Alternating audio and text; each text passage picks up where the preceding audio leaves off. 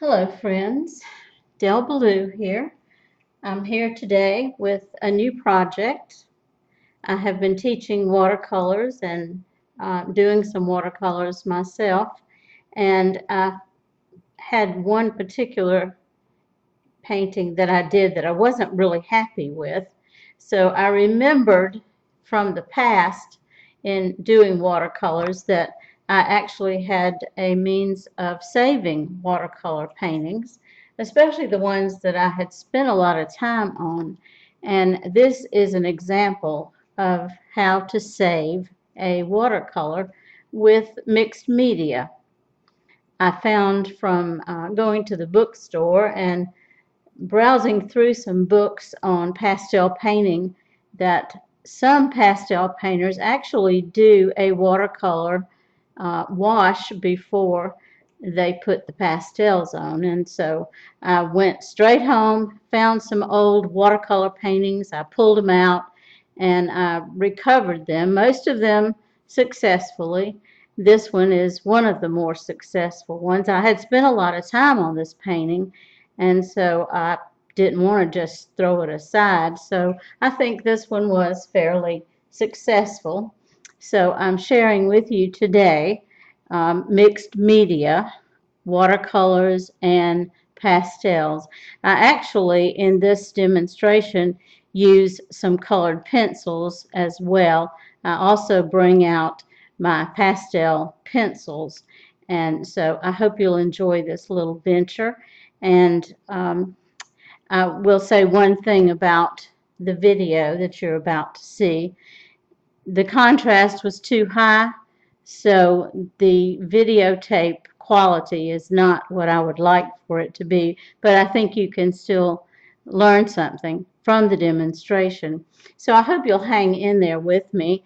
I do talk somewhat as I'm painting about composition, the use of color, and so there's a little learning key here and there.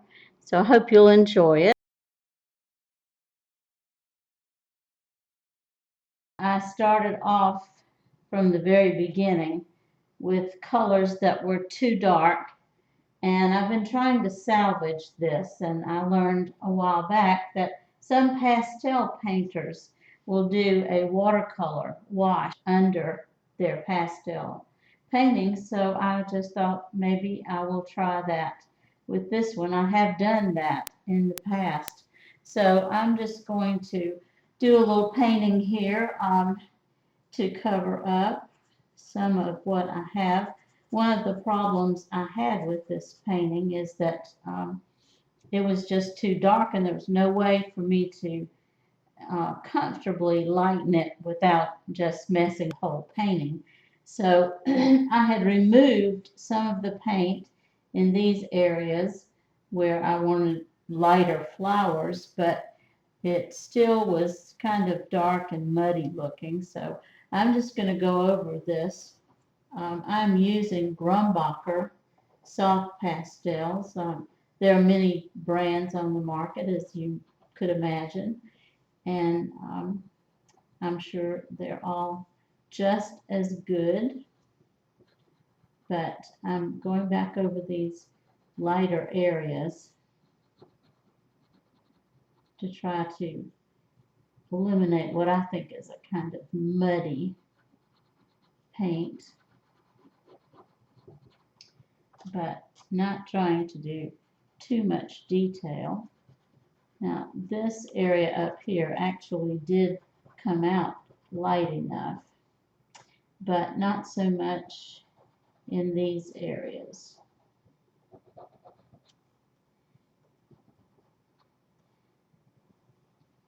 Now I'm going to use another color. Now you can use fine sandpaper to clean off your pastel paints, but I'm just going to use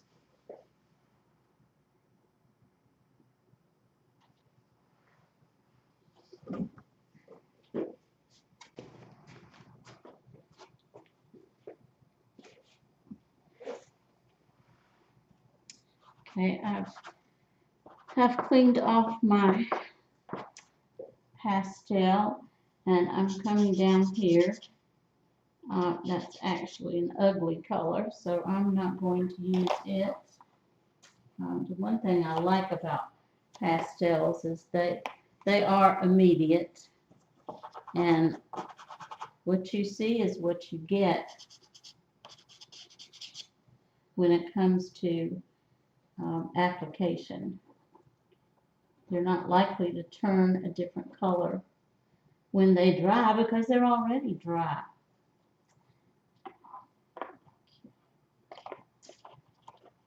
This particular box of pastels has a number of shades of yellow, so surely I'm going to find the one I like.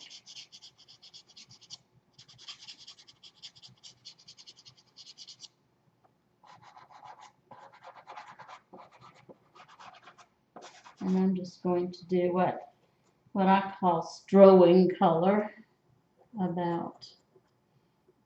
And once in a while, if you dare, you can just blow off the excess. And when you're finished and you have blown off the excess, you can actually spray with Fixative. And here's a little trick I learned about pastels. You can actually spray it with hairspray, but I would do it very carefully.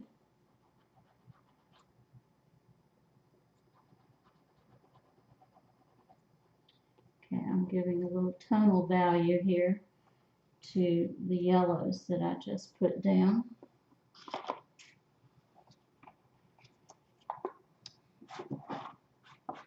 I haven't used these pastels in a while, so they are actually sort of dirty.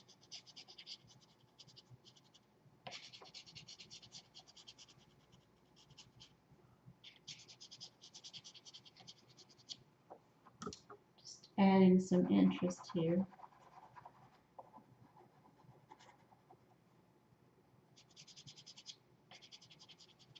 While I am trying to brighten up this painting with pastels, I don't necessarily want to cover up all of the watercolor either.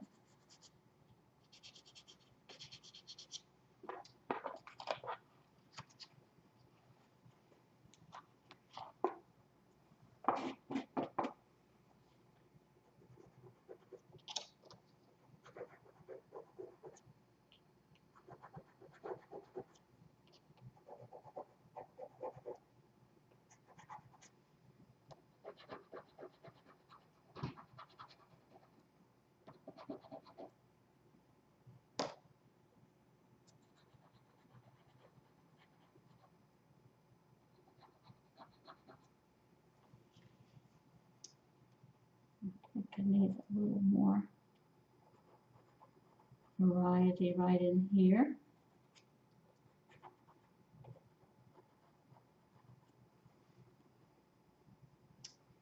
I might need a little peak of this pink in here.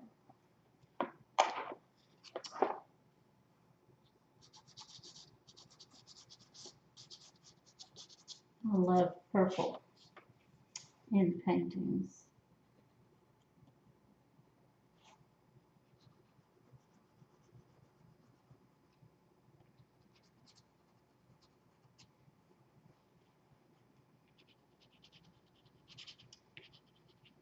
One thing I've been attempting to do is to create some drawings that I can use as greeting cards.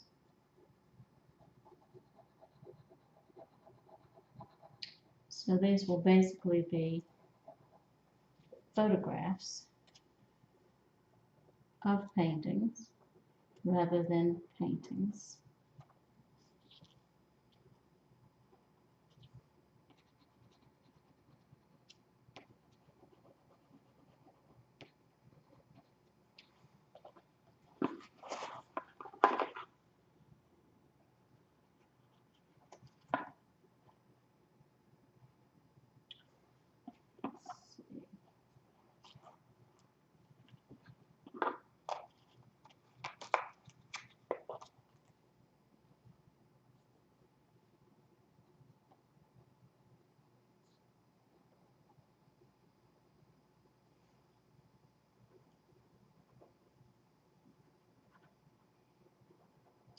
I'm basically doing exactly what I would be doing with a brush and paint, and that is creating some highlights and some shadows that creates interest in the painting.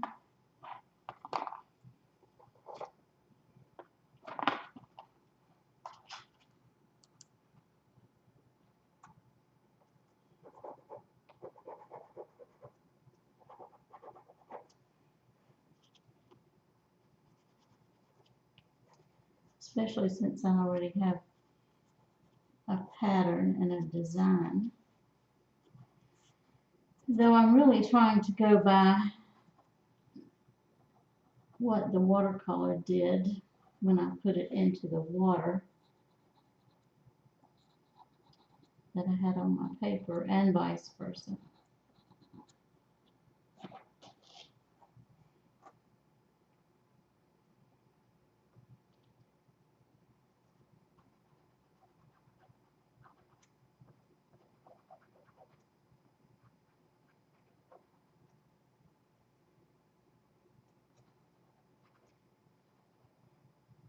Some of my pastels have broken, so it makes them a little bit hard to hold on to.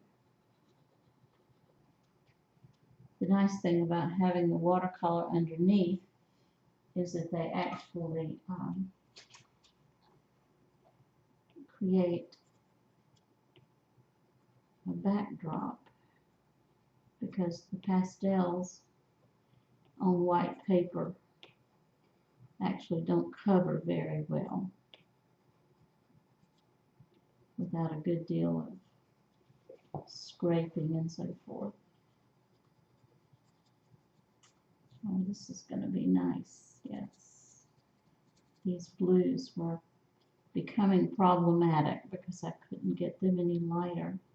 Now, I always tell my students, and I'm not paying much attention to my own advice, I tell my students that if they're working on something and it's just not turning out the way they want it to, it's only paper. Just throw it out and start over. But there was something about this little painting that I didn't want to throw it out. So here I am spending more time trying to make something out of this endeavor. And you know what? When it's all said and done, if it doesn't work out, it's still only a piece of paper.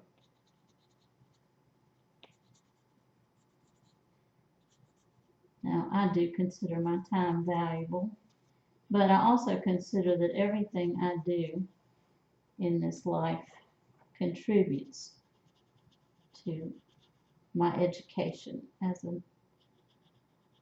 a human. And especially that's true for art.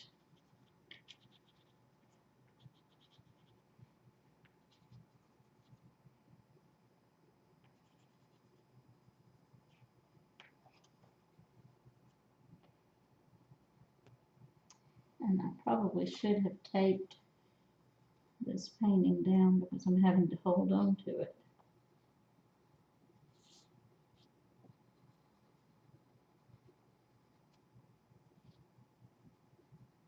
And the one thing that happens with paintings, no matter what medium you're using, is that layering of colors really does make for an interesting painting. And that's especially true, I think, with pastels, because pastels are, by their nature, very dry and therefore dull.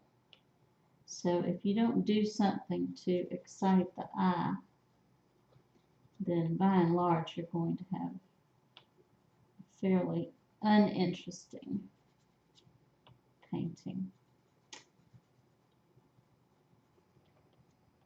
And varying your strokes is important in pastels as well. Though it is rather difficult to get things as crisp on the edges. That's where your sandpaper comes in. You can sort of sharpen them. On the other hand, you don't want to sharpen them too much because you'll be wasting a lot of pastel. Pastel pencils are good to cover those kinds of areas where you want sharp edges or sharp lines.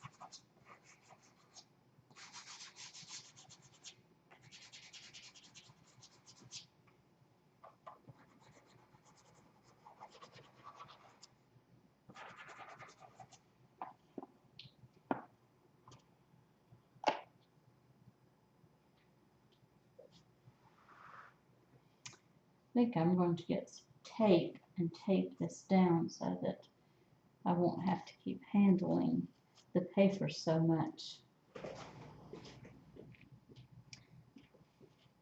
I have taped it down, and I think that's going to be better.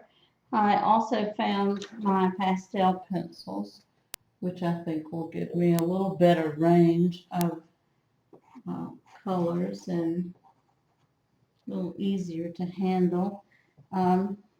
These particular pens are Conte Pastel Pencils, and I'm going to be working on my greenery for a while here.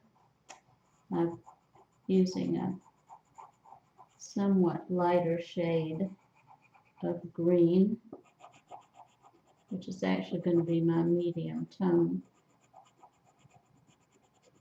Like mixing color with other media, I can also lighten it with yellow because I can mix the color.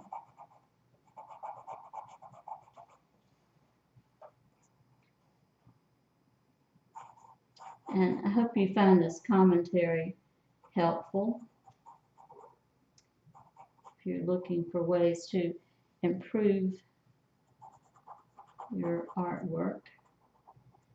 If not, you know where the mute button is, and it won't hurt my feelings a bit if you choose to mute and just watch.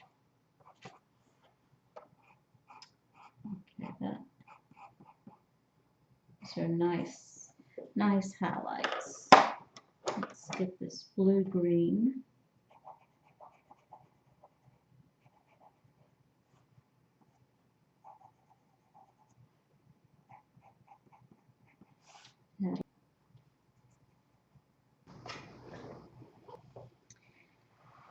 Well, I'm sorry, I had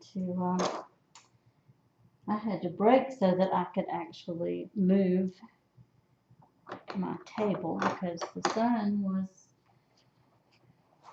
kind of washing out what I was working on.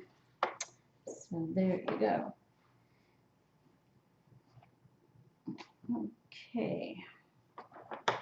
Now I've added some buds, and I'm going back to do some of my centers, though not all of the flowers have centers, some of them do. And it's a good excuse for me to add some purple, because I love purple. And in fact, I think I'm going to develop some purples over here.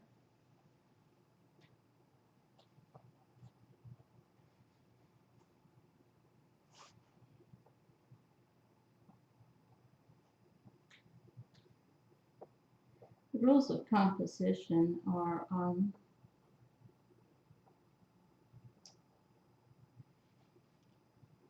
well, they involve a few specifics. One of them is repeat patterns. If you have patterns, if you have a lot of circles going on over here, you need to have at least one or two circular themes going on over here. And same goes for color. If you have some blues and purples over here, you need to follow suit with some blues and purples over here.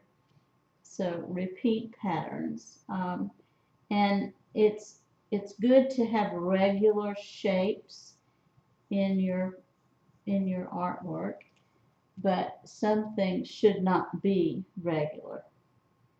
One example of that is with clouds. Clouds are all shapes and sizes, and they change on a regular basis. I mean, if you were trying to paint a cloud, for example, in plein air painting, then what you would find is that the minute that you look away and look back, that cloud has changed. And that's a good reason not to use any sort of pattern. But if all of your clouds look the same, then they're going to look like cotton balls, perhaps. And we don't want cotton ball clouds. Just like we don't want treetops that look like clouds. So putting some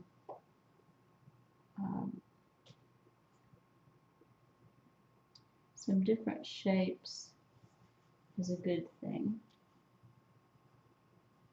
Adds interest. And one thing I try to do, especially when I'm working on something like this with a number of colors, is if I'm working up here on purple, I look for some other place on the painting to add some purple. That way the eye doesn't get stuck in one area. And one thing I've been using as a good practice is to photograph my painting. When I think I'm finished with it, photograph it and see it in a little different light, and that gives me a sense of what I need to do to it, what I need to add or remove in some cases.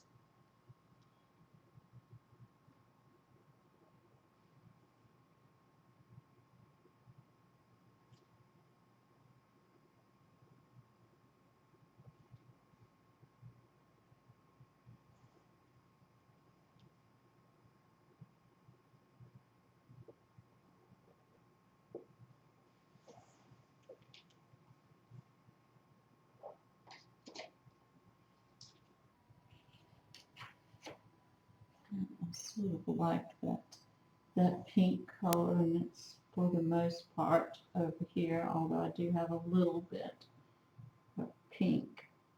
So let me add some over here. Because I actually put that red in there and it really didn't work very well. So just going to try to diminish it in some way. And this can be a flower that's sort of hanging out of the pot.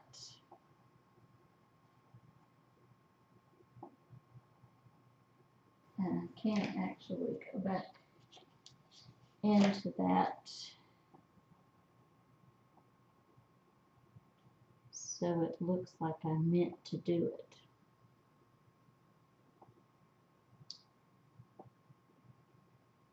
Art is illusion anyway.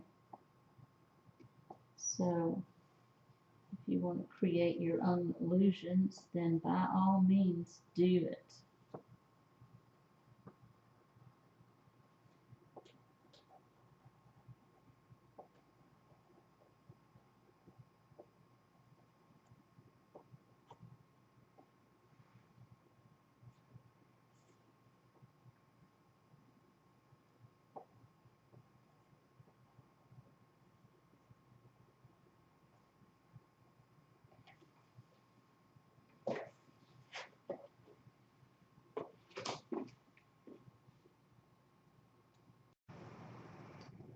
Well, here's the finished product, and I wanted you all to see it.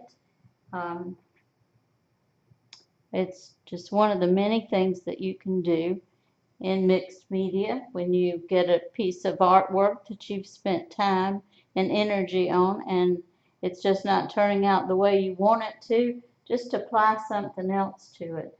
And if all else fails, as I've said, it's only a piece of paper, so put it aside, pull out another piece of paper or a canvas and just work on it. And I thank you for coming to visit today, and I hope you will come again soon. Let me give you a little close-up here.